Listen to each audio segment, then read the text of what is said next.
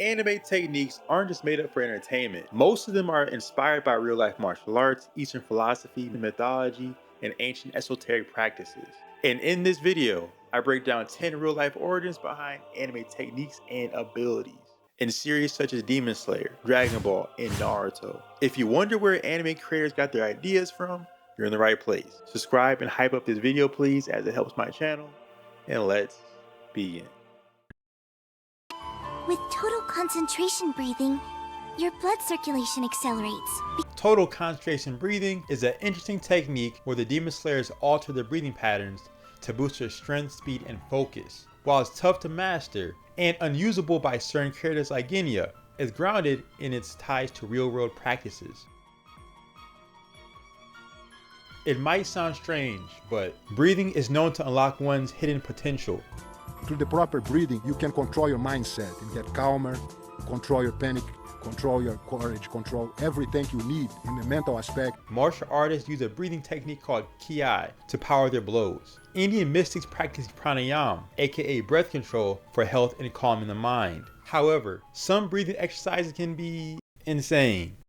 You don't have to believe me, but some say Tibetan Buddhists use a secretive breathing, visualization, and meditation exercise called tumo to generate heat and endure freezing cold temperatures. An esoteric practice that I can guarantee inspired the Wim Hof method. Wim has figured out ways, namely through breath work and through exposure to cold, to take conscious control over aspects of his physiology. So now you know, breathing exercises have been around for hundreds or even thousands of years, making skills like total concentration breathing feel mystical, though highly exaggerated. Taoist martial arts explained. Martial arts play a huge role in Dragon Ball, with Master Roshi training Goku and others, pushing their body to its limits. But the show's application of Chi is heavily inspired from Taoist martial arts, which focus on cultivating Chi or Ki energy via something called Qigong, using it for fighting or for healing. So we have Tai Chi Chuan, we have meditation, we have Daoyin, we have Qigong. In real life, Taoists train to cultivate Qi, strengthening their entire body, but some take it way too far. According to Geekdown 101, Akira Toriyama was inspired by the 1980s film Zoo Warriors from the Magic Mountain, which is filled with Taoists flying, shooting ki blasts at people, supernatural beings, and chi-based techniques to do battle with their adversaries. Mythology of Tsukuyomi.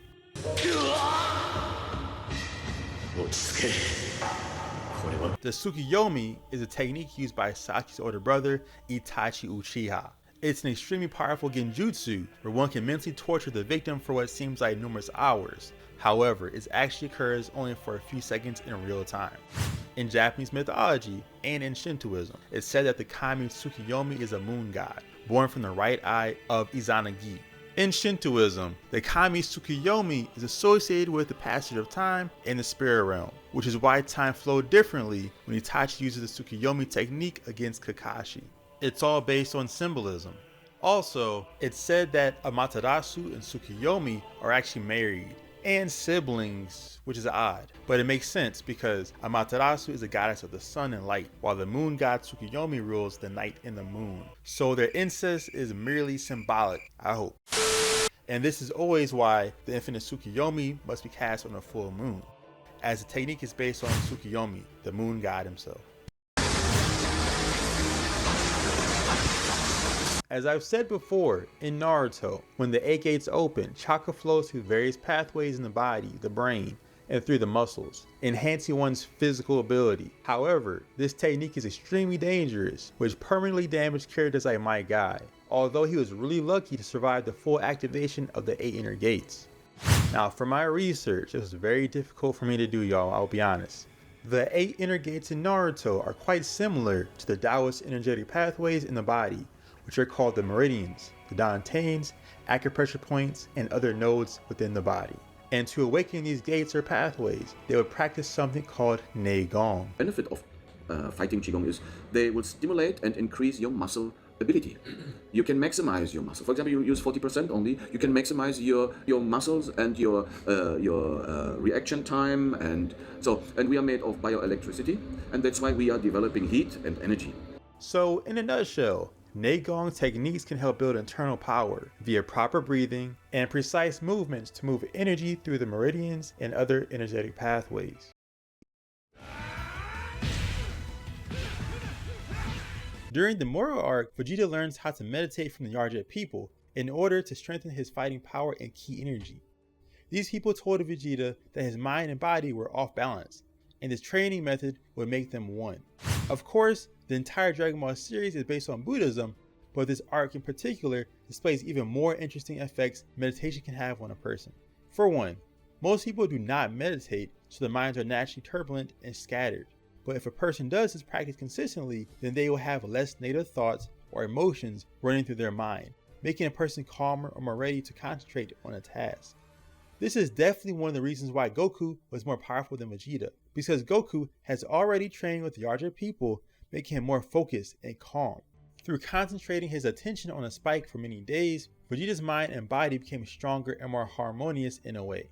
And it's surprising how much power he's gained from this training. He easily defeated his enemies that tried to attack the Yarjet people, as he was amazed with his newfound power. Through concentrating or focusing on one point via meditation, you can develop a stronger ability to focus on a task, building up your mental endurance. This is quite similar to Naruto's Sage Mode ability, as he trained his mind and body to focus on one point in order to stay balanced on a small plank in the air. It's just like Vegeta's training, as he dramatically improved his skills via stilling the mind and focusing on one point. If you like the content so far, give me a like. Also, you can try a 30-day free trial on Amazon Prime. You can watch anime, television, listen to songs with Amazon Music, stream games, or even sub to one Twitch streamer for free. Remember, it's free, so you can cancel the free trial whenever you want. Now let's get back to the video. Now, what is a mantra? Mantras are sacred words in Eastern religions and philosophies that have a function. The word mantra itself translates to protect the mind.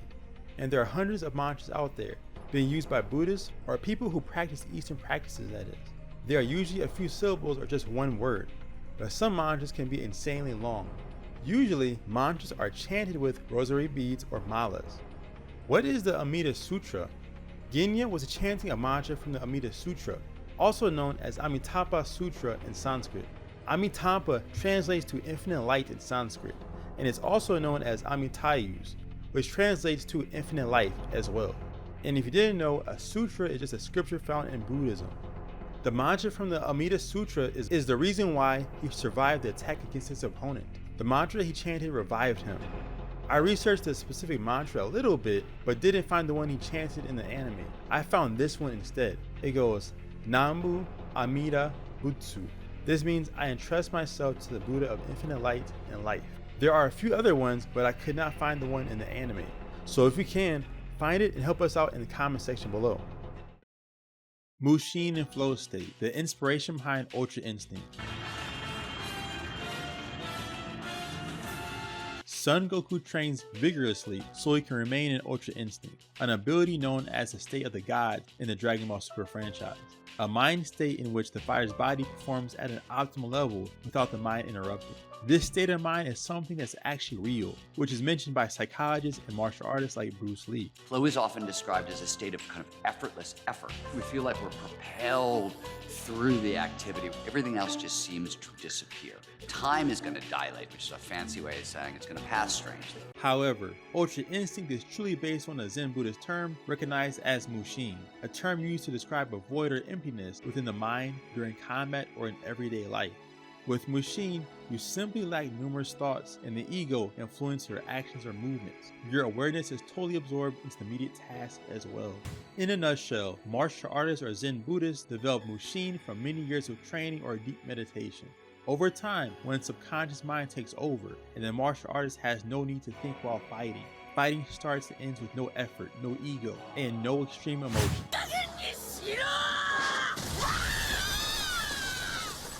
Lady Tsunade is much older than Sakura, of course, but she is constantly using up her chakra just to look young. This concept is based off of Qigong as well. In the Boruto manga, Lady Tsunade is 70 years old, yet she's quite youthful for her age.